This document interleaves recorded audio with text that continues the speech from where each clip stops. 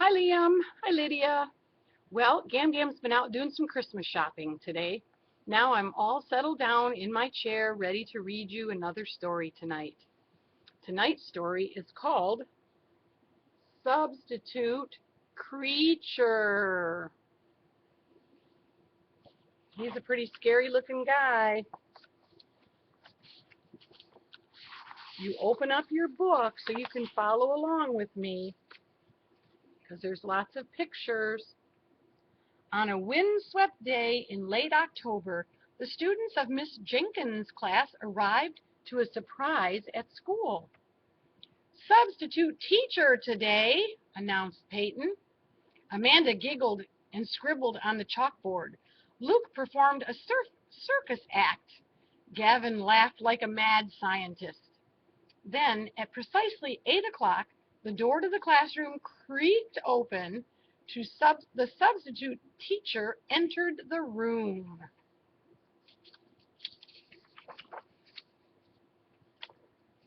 "Good morning to all. My name's Mr. Creacher. Miss Jenkins has asked me to step in as a teacher. She claims that this class has grown quite out of hand, so I'm here to warn you we're taking a stand." Amanda snickered at the way he spoke. Gavin opened a fresh box of tacks. The creature glared. "If you're plotting some mischief, please don't even try. In the back of my head, you'll find more than one eye." Luke drew an eye on his own forehead. Mr. Creature didn't think that was funny at all.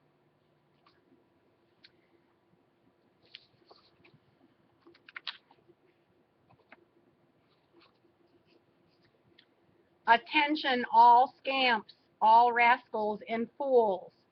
For 49 years I've visited schools. I've collected some tales whose lessons are grave about boys and girls who didn't behave. They'll give you the goosebumps. They'll shiver your skin. Now pay strict attention. It's time we begin." And with that, Mr. Creature reached into his bag.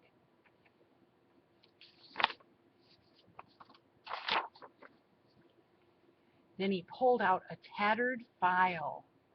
"First we meet Keith, a hungry young lad. Snacking on glue was a habit he had.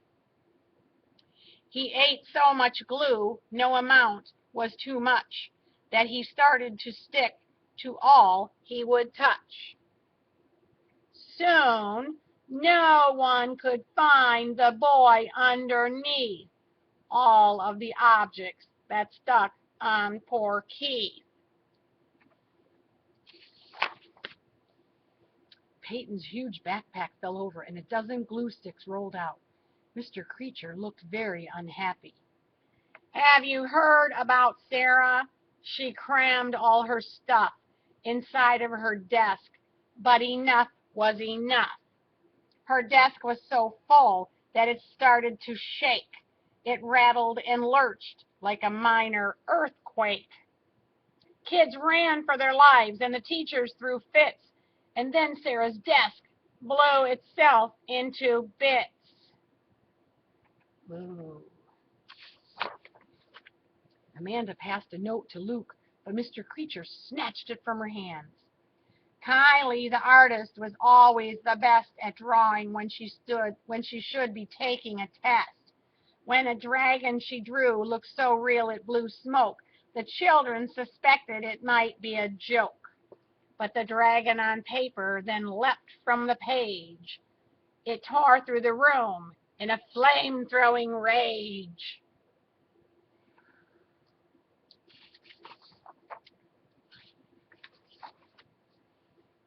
Are you not yet convinced? Did I notice a yawn? In case you're in doubt, do let me go on. Listen up. Have you heard of the daydreamer Zach? His mind wandered off while he took out his snack.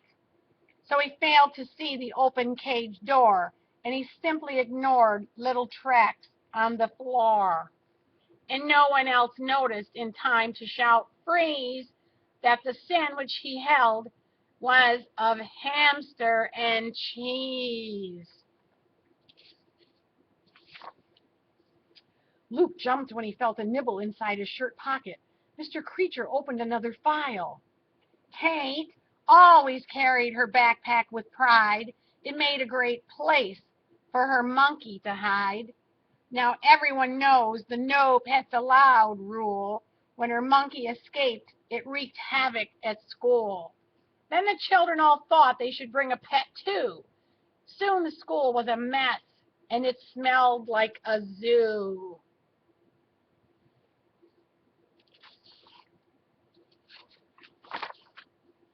Gavin quietly tied Amanda's shoelaces together.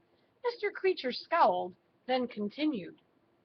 Now, this impish fellow, whose nickname was Hank, like most little boys, loved to pull a good prank. He brought in a guppy to enliven the class, but in days it grew teeth that could chomp right through glass.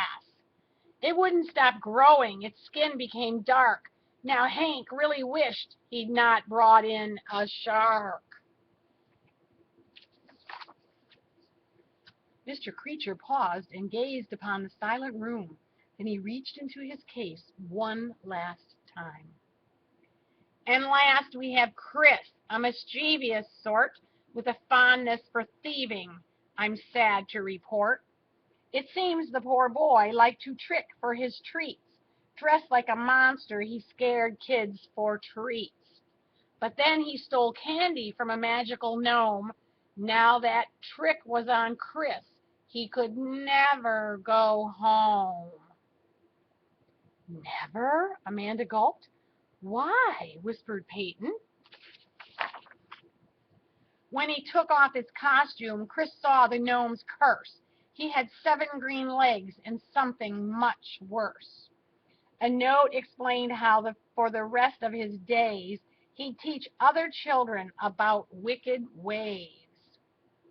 Till he repaid his debt, a creature he'd be, and by now you should know that monster is me.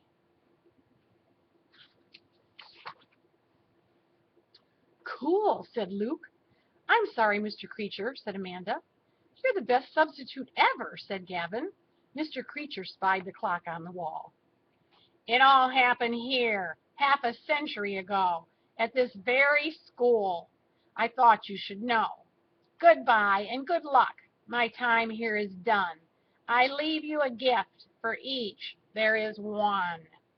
The students of Miss Jenkins' class thanked Mr. Creature for the candy and promised never to torment their teacher again. Then Mr. Creature was gone. Outside, Mr. Creature looked in his case and saw that he had one last piece of candy he had stolen so many years ago. He just needed someone to give it to. Then he noticed a small old man nearby who wore a funny, familiar hat. Mr. Creature quietly slipped the candy into the man's pocket. As the substitute creature walked slowly down the windy street, he noticed a sweet smell in the autumn air. It was a smell he remembered from long ago. His tentacles tingled as the smell pulled him forward, and the world started to spin around him. He began to run. Here he is. He's a creature. To a small house at the end of the street. Does he still look the same? There his bike was still leaning by the step, and his dog was still waiting on the lawn. Everything was as if he had never been gone. Chris was home, and he was just in time for a Halloween treat.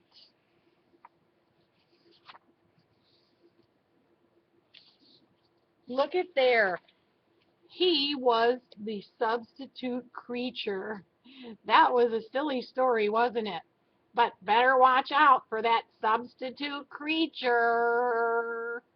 Okay? I love you both, and I'll see you soon. Bye-bye.